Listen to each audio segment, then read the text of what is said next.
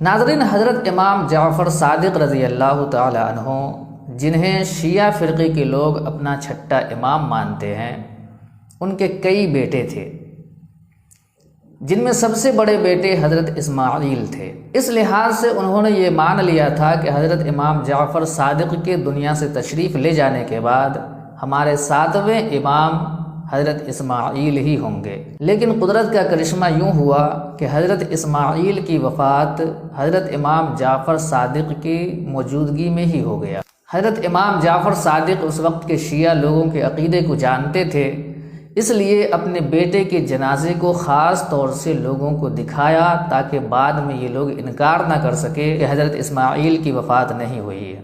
پھر آپ نے وصیت کی کہ میرے بعد میرا بیٹا کاظم تم لوگوں کا امام ہوگا۔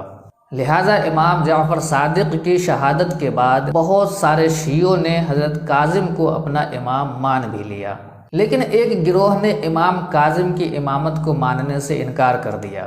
ان کا کہنا تھا کہ حضرت اسماعیل امامت کے حقدار تھے، اب وہ دنیا میں نہیں رہے تو ان کی اولاد کو امامت ملنی چاہیے، اور اس طرح انہوں نے حضرت اسماعیل کے بیٹے کو اپنا امام مان لیا۔ اس طرح حضرت اسماعیل کے بیٹے کو امام ماننے والے اسماعیلی فرقہ کہلائے۔ کافی عرصے بعد اسماعیلی فرقے میں حضرت اسماعیل کی اولاد میں ایک شخص پیدا ہوا جس کا نام تھا مہدی، اور اسے مصر کی خلافت مل گئی، اور وہیں مصر میں ہی اس نے خلافت فاطمی کی بنیاد رکھی۔ خلافت فاطمی کیا ہے، انشاءاللہ اس پر کبھی موقع ملا تو پوری تفصیل کے ساتھ ایک ویڈیو بنانے کی کوشش کروں گا۔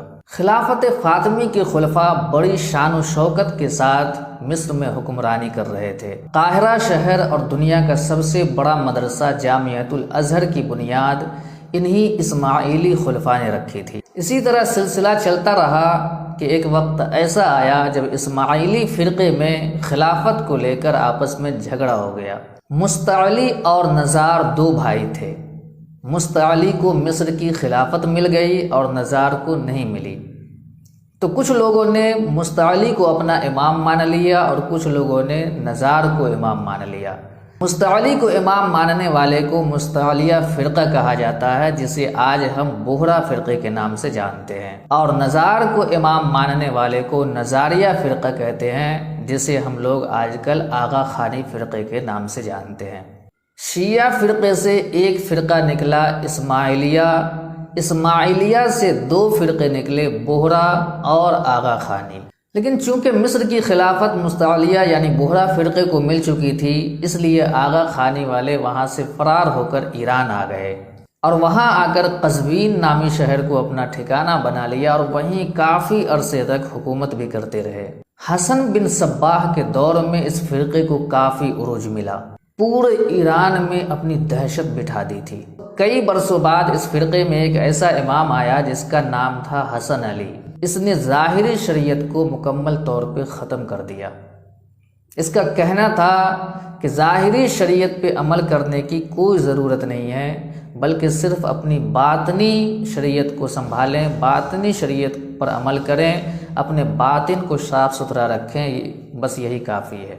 ظاہری شریعت، نماز، روزہ، حج، زکوٰۃ، جو بھی ظاہری عبادت ہے وہ پوری طرح سے ختم کر دیا گیا، اور صرف باطنی یعنی اندرونی طور پہ جو بھی گناہوں سے بچنا یا اللہ و رسول کا ذکر کرنا دلی طور پہ، اندرونی طور پہ، صرف اسی کو باقی رکھا۔ تاریخ داں لکھتے ہیں کہ 19 یا 21 رمضان تھا جب اس نے ظاہری شریعت کو ختم کیا تھا، اور اپنے تمام ماننے والوں سے کہا تھا روزہ توڑ دو، بلکہ یہاں تک کہا جاتا ہے کہ لوگ اپنے امام کے کہنے پر روزہ توڑ دیے، اور کچھ لوگوں نے تو شراب سے افطار کیا تھا۔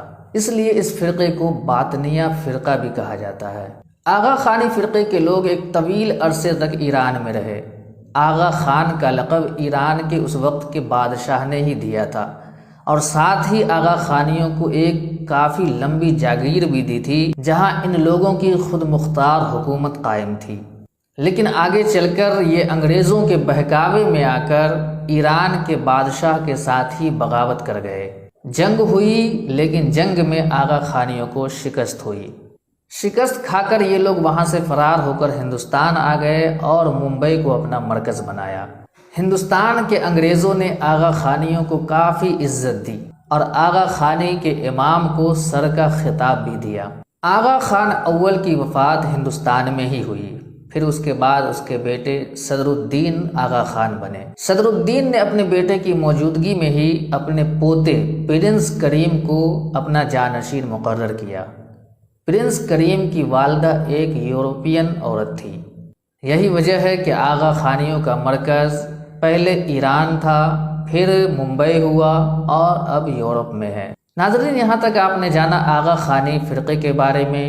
انشاءاللہ اگلی ویڈیو میں بتایا جائے گا بوہرا فرقے کے بارے میں، کہ بوہرا فرقے کی خلافت فاطمی کا مصر سے کیسے خاتمہ ہوا اور وہ کیسے ہندوستان تک پہنچے۔